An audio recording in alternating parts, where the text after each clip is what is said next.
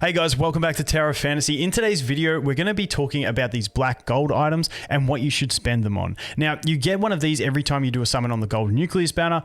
On top of that, if you get an SR that you're already maxed out on dupes, you get another one. And then you also get them when the red banner changes over. When this banner is over, these ones, these flame gold, will be converted into the black gold as well. So that will give me more.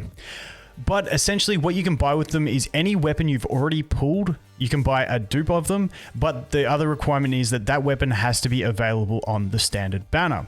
So that leads us to, what do you spend them on? And there's two ways you can go about this. One, you can save them until limited characters come onto the standard banner and get those dupes, kind of like Nemesis.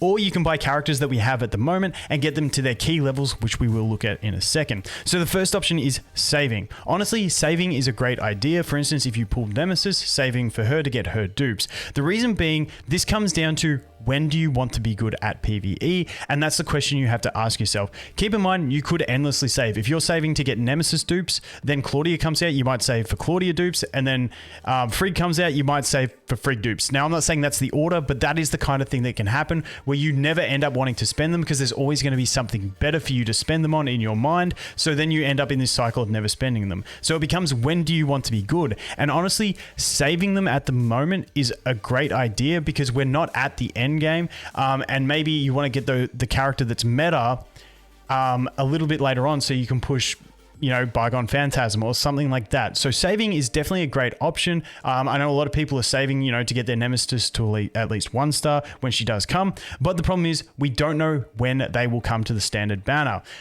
It's just a complete unknown at the moment. On CN version, normally they run the banner, they run a couple other banners, then they do a rerun, and then it comes to the standard banner. So it can take like 3 or so months for it to come. We don't know how to work on global, but just keep in mind you may be saving, but saving is still a good strategy if you want to play and be better at PvE later down the road. So with that decision out of the way on do you want to save for future units, which once again is a fantastic option if you're someone who plays that far in the future.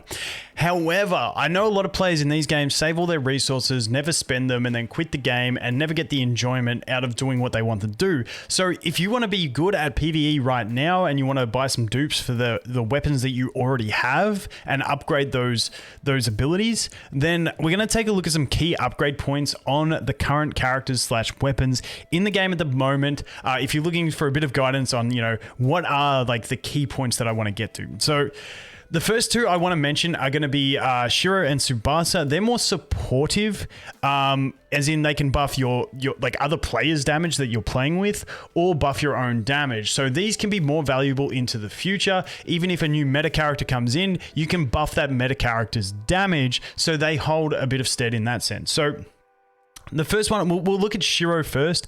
So at 1 star, when she uses her ability, enemies inside that ability will take increased damage and shattering from basically everything. So that means if you got a whale carrying you and you're like, I feel like I'm not doing enough damage, well, at least I can throw a Shiro out there and I can buff the damage that everyone deals. So I'm sort of helping the team. So that is that one for Shiro. Now I've got her 3 star in yellow because it depends how you're going to be using her. So like I said, 1 star is fine. You can buff your teammates' damage. It's going to help you out in group play and stuff like that.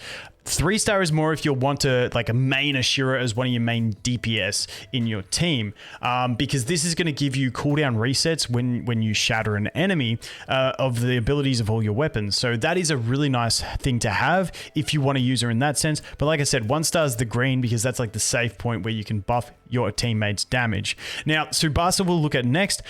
With her, what she does is when she uses charged arrows, she's going to gain a stacking buff that's going to increase the damage that you can deal. Now, at 1 star, it stacks up to 3 times. At 6 star, it stacks up to 5 times.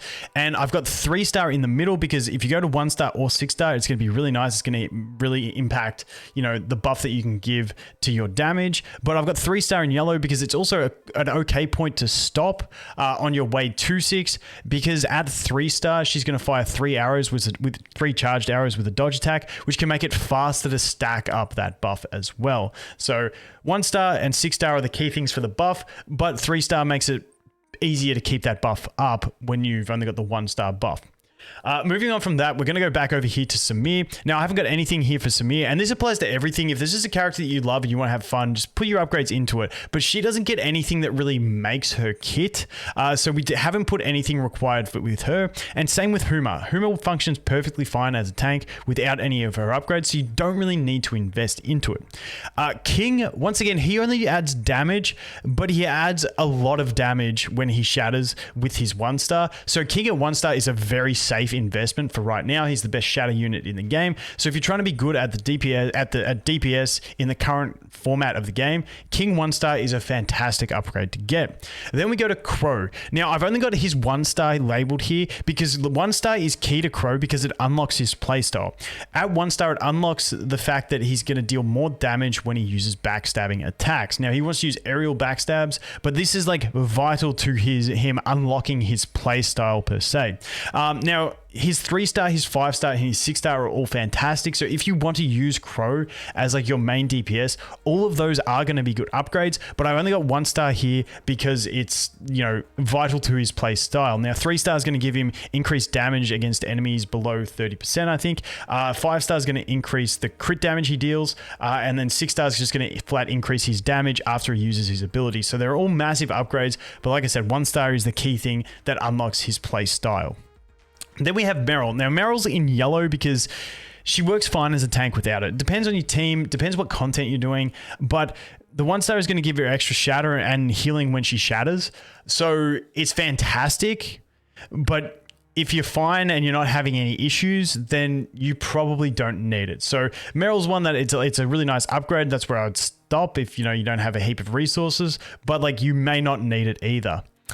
Then we go on to Coco. At 1-star, she's going to summon her little bees that are going to heal and also provide charge. And the charge is really nice for getting more discharge abilities. So I think that's a very valuable one to get. And then finally, we have Zero. At 1-star, he unlocks his ability to heal, which when you're a healer, you kind of want to heal, not just shield. So that's why he's 1-star, you know, is going to be sort of vital for him playing that role if you don't have any other healers and stuff like that. So those are my recommendations based off of the characters in the game at the moment. But just to recap, saving is good for long-term meta plays. However, we don't know how long we're going to wait. You might have endless waiting for something that's better. And then those are your options for the current characters in the game if you want to be good at PvE. Now, it's a complete individual decision. Me personally, I'm probably going to get my Shiro start up once I actually manage to pull a copy of her, just because I like Shiro. But everyone, do whatever you think is in line with how you want to play the game and have fun. So thanks for watching. Hope you have an awesome day, and I look forward to seeing the next one. Cheers.